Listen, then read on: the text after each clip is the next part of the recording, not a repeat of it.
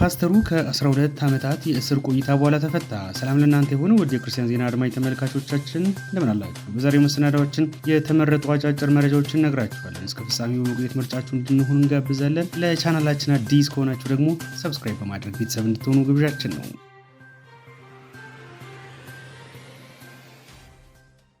በቅድሚያ በ6 ምዕራፎች ተከፋፍሎ በ223 ገጾች የተዋቀረው እውነተኛ አምልኮ የተሰኘው መጽሐፍ መመረቁን ነግራችኋለን። በሃለው ታማኒ ለብረት መሪ ነብይ ዘነበ ግርማ የተጻፈውና አምላካችን ማን ነው እንዴትስ ልናመልከው ይገባል በዚህ ዘመን የአምልኮ ትክክለኛ መልክን የሚያሳየን የተባለው መጽሐፍ የአብያተ ክርስቲያናት መሪዎች፣ የጸሐፊው ወዳጆችና ጥሪ የተደረገላቸው እንግዶች በተገኙበት በድምቀት ተመርቋል። ከጥሞናዊ የክርስቲያን ዘውግ ውስጥ የሚመደበው መጽሐፍ የአምልኮ ምንነት ፍቺን በጥልቀት የሚያብራራ እንደሆነም ተመላክቷል። በመድረኩ ንግግር ያደረጉት የስነ መለኮት መምህርና አገልጋይ የሆኑት ዶክተር አብርሃም ተክለማርያም ይህ መጽሐፍ እስከ ማረሚያ ቤት ገብቶ ብዙዎች ሊያነቡት የሚገባ እንደሆነ ተናግረዋል። መጽሐፉ እውነተኛ አምልኮ የትኛው ነው የሚለውን የሚመልስና ለቤተ ክርስቲያን ከፍ ያለ ጠቀሜታ ያለው ነው ያሉት ደግሞ ጸሐፊና መጋቢ ሰለሞን አበበ ናቸው።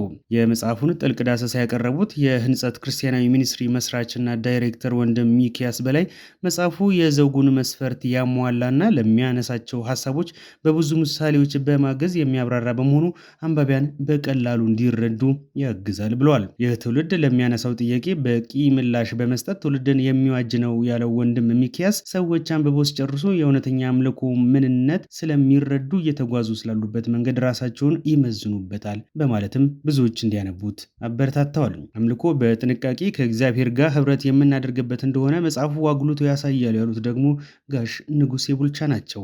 ጋሽ ንጉሴ በንግግራቸው መጽሐፉ አምልኮ ላይ ትኩረት ያደረገ መጋቢያዊ የሆነ ጽሑፍና ፍልሚያ 3 ጉልህ ሀሳቦችን ያንጸባረቀ ብለውታል። የኢትዮጵያ አማኑኤል ህብረት ቤተክርስቲያን ፕሬዝዳንት የሆኑት ፓስተር ጌታሁን ታደሰ ከክርስቲያን ዜና ጋር በነበራቸው ቆይታ የአምልኮ መልኩ እየተበላሸ ባለበት በዚህ ዘመን ብዙዎችን የሚያርም መጽሐፍ ነው ሲሉ ገልጸውታል። እውነተኛ አምልኮ አለ ማለት እውነተኛ ያልሆነ በስሜት ብቻ ያለ እኔ እንደውም በጣም ፎከስ እንዲደረግ የምፈልገው ይሄ ባዕድ አምልኮ የሆነ በጣም ኦድ የሆነ ቶታሊ ከመጽሐፍ ቅዱስ ያፈነገጠ የሚወገዝ መቀየር ያለበት ባዕድ የሆነ አምልኮ እንዳለ ይታወቃል። ግን ከሱ ይልቅ ደግሞ ባልተናነሰ አሁን በቤተ ክርስቲያን እየመጣ ያለው በፍጹም በስሜት የሚጋለብበት ንጹህ ያልሆነ ቅድስና የማያጅበው ከመጽሐፍ ቅዱስ ያፈነገጠ በጣም መስመር የለቀቀ አምልኮ ስላለ እሱን ይሞግታል ብዬ ነው የማምነው። በእውነት እሱን ይሞግታል ብዬ በጽኑ አምናለሁ። መስተካከልም አለበት። አሁን ቤተ ክርስቲያን በየሚዲያው የምናያቸው የአምልኮ ቅርጾች ቤተክርስቲያን የሚያስነቅፉ የቤተክርስቲያን ኢቫንጀሊካልስ በዚህ መልክ ነው እንደሚያመልኩት የሚያስብሉ የኛ ግን እሴት ያልሆነ በተለይ እንደ አማኑኤል በቤተክርስቲያን ከልባችን እግዚአብሔርን ስናመልክ የኖርን በአምልኮ የተሸነፍን ለእግዚአብሔር በብዙ መንፈስና መሰጠት የምናመልክ እንደመሆናችን የአምልኮ ቅርጽ እንዲህ ሲጠፋ ሳየው እኔ በግሌ በጣም ነው ማዝነው፣ ልቤን በጣም ነው የሚሰበረው እና ይሄ መጽሐፍ ትክክለኛ ታይም ነው የመጣው። ያርማልም ይሞግታልም መስመር ያስይዛልም ብዬ በግል ያምናለሁ። ፓስተር ጌታውን አክለው እውነተኛ አምልኮን አውቀን እሱን በማወቅ መንፈስ ካላመለክን ራሳችን ልንፈትሽ እንደሚገባ ገልጸው አምልኮ ውስጥ ያለውን ብዙ በረከት እንድንካፈል በጥንቃቄ በማንበብ ለሌሎች ልናካፍል ይገባል ብለዋል። አምልኮ ዝም ብሎ ቁንጽል ዝማሬ ብቻ አይደለም፣ ብዙ ፓኬጆች ውስጥ አሉትና መጽሐፉን የሚያነቡ ሰዎችን እኔ ፑሽ የማደርገው አምልኮ ይዘቱ ብዙ ነው። ፓኬጁ መዓት ነው። ውስጡ ያሉበት ብዙ ናቸው። ስለዚህ ዋና እግዚአብሔርን ከማወቅ ይጀምራል። ለእግዚአብሔርም ደግሞ የሚሰጥ ምላሽ የዝማሬ የልብ ብቻ ሳይሆን ውስጡ ቅድስና አለበት፣ ውስጡ ድጋፍ መስጠት አለበት፣ ውስጡ ህብረት አለበት፣ ውስጡ ይቅርታ አለበት፣ ይርቅ አለበት፣ ምህረት አለበት እና እሱን ለቅመን እንድናይ በሙሉ መሰጠት በእውቀት እግዚአብሔር እንድናመልክ በዚህ አጋጣሚ ማሳሰብ ፈልጋለሁ። እውነተኛ አምልኮ የሚል መጠሪያ ያለው ይህ መጽሐፍ ለ9 ወራት ያህል በሃለው ታማኒ ለብረት አጥቢያ ቤተክርስቲያን ውስጥ ከእኔ ተማሩ በሚል በተከታታይ ሲሰጥ የነበረው ትምህርት ወደ መጽሐፍ ተቀይሮ የቀረበ እንደሆነ በመድረኩ ተገልጿል። የሃለው ታማኒ ለብረት መሪና የመጽሐፉ ጸሐፊ ነብይ ዘነበ ግርማ መጽሐፉ በዋናነት አጥቢያ ቤተክርስቲያኒቱ ልታስገነባው ላሰበችው አገልግሎት አዳራሽ ሙሉ በሙሉ መሰጠቱን ገልጸው በስራ ውስጥ የተሳተፉትን በሙሉ ያመሰገኑ ሲሆን በመድረክ የተገኙ የአብያተ ክርስቲያናት መሪዎች በመጸለይ በይፋ ለንባብ እንዲበቃ በርከውታል። የክርስቲያን ዜና በስፍራው ተገኝተን መረጃውን አደረስናችሁ። ይሻላል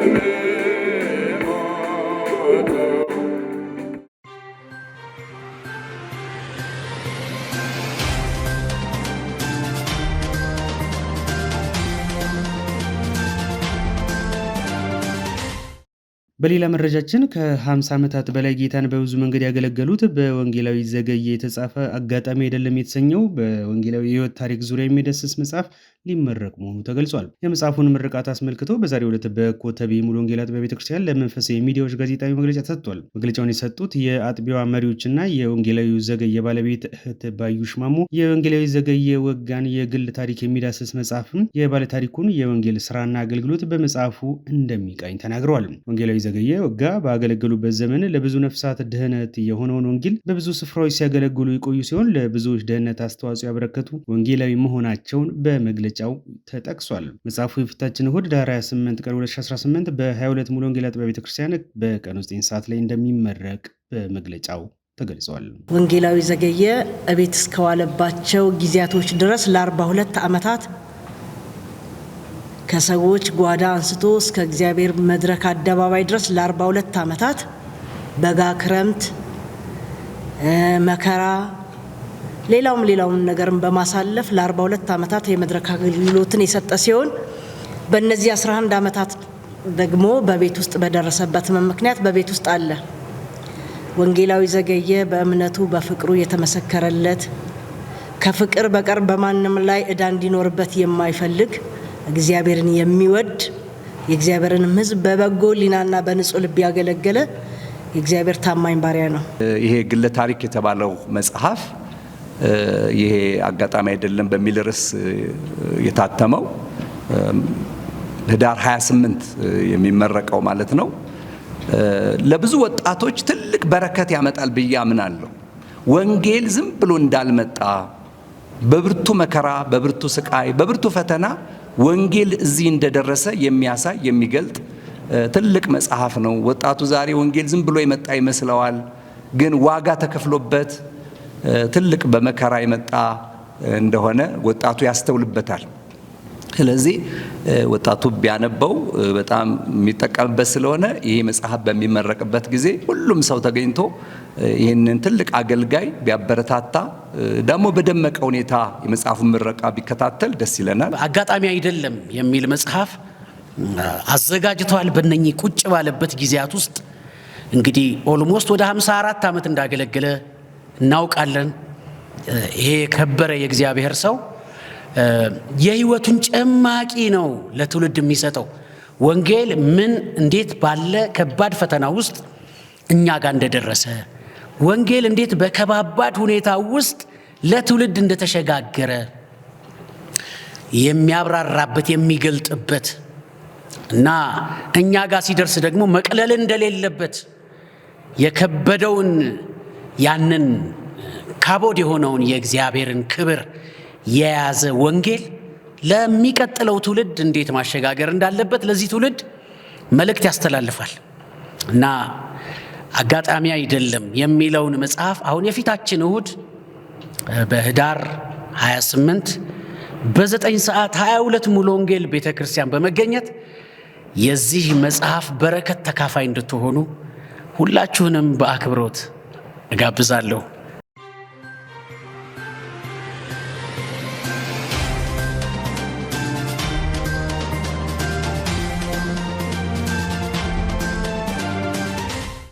በመጨረሻም የምንነግራችሁ ዜና ከ12 ዓመታት የእስር ቆይታ በኋላ ስለተፈታው ፓስተር ይሆናል። በፈረንጆቹ 2013 ነበር በማጭበርበርና ስርዓትን በመጣስ የሐሰት ክሶች ነው ወደ ወህኒ የተወረወረው። ከ12 ዓመታት በኋላ ነፃ የተለቀቀው ቻይናዊ ፓስተር ዣንግ ሻኦጂ በተደጋጋሚ ይግባኝ ቢጠይቁም ፍርድ ቤቱ ግን የ12 ዓመት ፍርድ አስተላልፎበት ነበር። በእስር ቤት ቆይታው አካላዊና ስነ ልቦናዊ ጉዳት ደርሶበታል። በእስር ቤት ውስጥም በማጎሪያ ውስጥ ትምህርቶችን በጉልበት እንዲወስድ መደረጉም ተገልጿል። በዚህ ወር የፍርድ ጊዜውን አጠናቆ ነፃ የተባለ ሲሆን በተለቀቀበት ወቅት ዓለም አቀፉ ማህበረሰብ ላልተለየኝ ድጋፍ አመሰግናለሁ ብሏል። አክሎም እነዛ ድጋፎች ባይደረጉ ሊኖሩ በህይወትም ላልቆይ ወይም ላልገኝ እችል ነበር ብሏል። በፈረንጆቹ በ2016 ሼንግ ዊንሺያንግ የተባለች መጋቢ በተመሳሳይ ክስ 12 ዓመታት ተፈርዶባት እስር ውስጥ ትገኛለች። ወደ ወህኒ የተወረወረችው ከባለቤቷ መጋቢ ባዎ ጉሆ ጋር በምታገለግልበት ወቅት ነው። ጥንዶቹ ስትሪት ሰልፍ ቸርች የተሰኘ ህጋዊ ቤተክርስቲያን ውስጥ ያገለግሉ የነበረ ቢሆንም መጋቢ ባው ደግሞ 14 ዓመት ተፈርዶባቸው እስር ቤት ይገኛሉ።